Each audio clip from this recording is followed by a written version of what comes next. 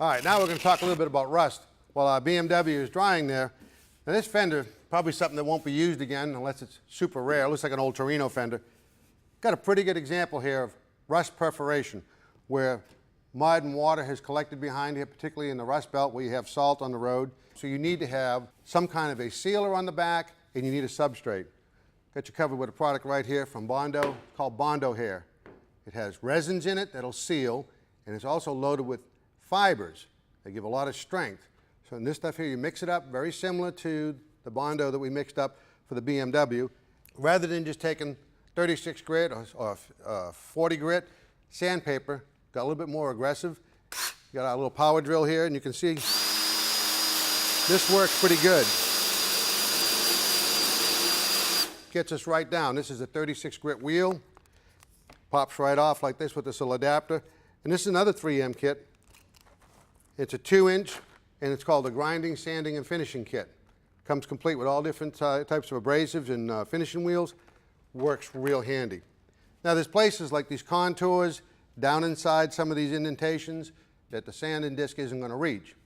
Just like we did in the BMW, we took this light rust and paint stripping wheel, which is not super aggressive, works good. We used that to get the paint out of the dents on the hood of the BMW. You want something a little bit more aggressive, and more aggressive just means it's going to cut faster, it's going to remove more material.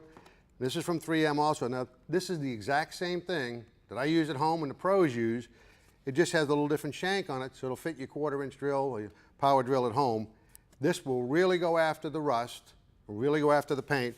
You can get in all the contours, like around this light socket and so on, get you down to bare metal. But the neat thing is, you know, when you have thin metal, when it's already perforated, it's obviously rotted away, thinner than it was. With a 36 grit sandpaper and a power drill, you can really make some holes yourself. You can go through the metal. This will not tear the metal up. Really a nice product. I like using this.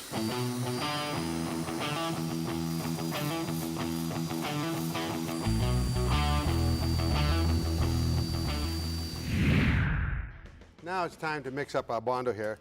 Now I've already mixed some and applied it. I'm going to show you how to mix it. Really, it's the same thing as your filler, except a little tougher to work with. This mixes with the cream hardener. So again, take your paddle, your spreader, make yourself a little ball here. Just want to make it even.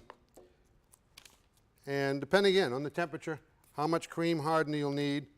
And the less cream hardener you put in, the better your work time is. That's probably more than enough of that.